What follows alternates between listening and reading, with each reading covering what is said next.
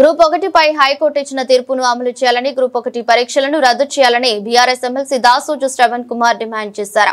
తెలంగాణ భవన్ లో ఎమ్మెల్సీ తక్కలపల్లి రవీంద్రరావుతో కలిసి ఆయన మీడియాతో మాట్లాడారు. ప్రభుత్వంపై పోరాడి గ్రూప్ 1 కేసు గెలిచిన అభ్యర్థులకు అభినందనలు తెలిపారు. తెలంగాణ గుత్తేదారులం తామే అనుకుంటూ రేవంత్ రెడ్డి సర్కార్ వ్యవహరిస్తున్నదే ఎదురుబెట్టారు. రీకాల్ వ్యవస్థ లేకపోవడంతో 5 ఏళ్లు తమ ఇష్టరాజ్యం అనుకుంటున్నారని విమర్శించారు. అభ్యర్థులకు అనుకూలంగా వచ్చిన తీర్పునకు వ్యతిరేకంగా రిట్ అప్పీల్ చేయవద్దని డిమాండ్ చేశారు.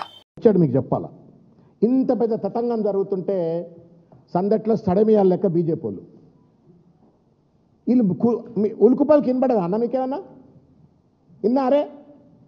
గ్రూప్ 1 పేరు మీద జడ్జిమెంట్ వచ్చింది, ఒక్కడన్నా మాట్లాడినారే బీజేపీకి వెళ్ళి? మా రామచంద్రన్న మాట్లాడలే, పెనం మీద పోపు కింద కేసీఆర్ అన్నగానే ఎగిరిపడే బండి సంజయ్ అన్న మాట్లాడలే, ఎవరు మాట్లాడతలేరు.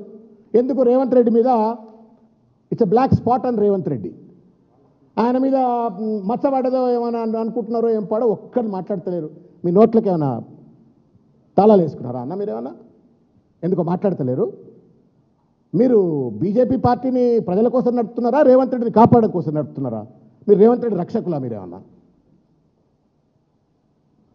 రక్షకులా? మీరేమన్నా కేంద్ర మంత్రులు ఉంటారు, పెద్ద పెద్ద నాయకులు ఉంటారు, నోరిప్పితే ఆగకుండా అడ్డమైన భాష అంతా మీరు కేసీఆర్ గారి పైన బీఆర్ఎస్ పార్టీ పైన మాట్లాడతారు. మరి ఎందుకో ఈ గ్రూప్ 1 అంశం మీద, తర్వాత ఈ తీర్పు పైన, ఇవాళ ఎస్ఎల్పీ వేస్తా అన్న తీరు పైన, రివ్యూ పిటిషన్ వేస్తా అన్న తీరు పైన ఎందుకో మాట్లాడరు మీరు?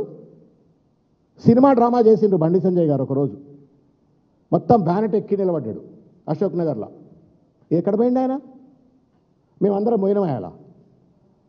ఏదో విద్యార్థులంతా పాపం ర్యాలీ చేస్తున్నారు కదా అని మేము పోతే, మా ర్యాలీలో మీరు ఎట్లా? అరే మీ ర్యాలీ ఏంద్రా భయ్, విద్యార్థుల ర్యాలీ, అది ఉద్యమం జరుగుతుంది కదా అని అంటే మా మీద దాడి చేసే ప్రయత్నాలు కూడా చేసింది. మళ్ళీ సిగ్గువేగు లేకుండా మీకు దాడి చేసే ప్రయత్నం చేసినా మీకు బుద్ధి రాలేదని మళ్ళీ ప్రెస్ మీట్లు పెడతారు ఆడిడ. నేను అడుగుతా ఉన్నాను కదా, బండి సంజయ్ గారు, why are you not talking sir? ఎవరు క్యాబినెట్ మినిస్టర్? నాకు ఆయన గుర్తు బాగా. అదే అశోక్ నగర్కి వెళ్ళి ఫోన్ కొట్టిండు సార్ బండి సంజయ్ గారు. ఫోన్ కొట్టంగానే హాట్ లైన్ ఎవరిది అనుకుంటున్నారు?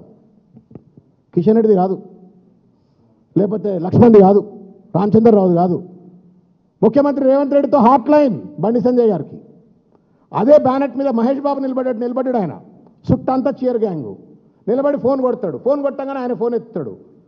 మీరు అసెంబ్లీ దాకా రండి, మీకు మొత్తం సమస్య పరిష్కారం చేస్తాను ఆయన చెప్తాడు, ఈయన అనౌన్స్ చేస్తాడు.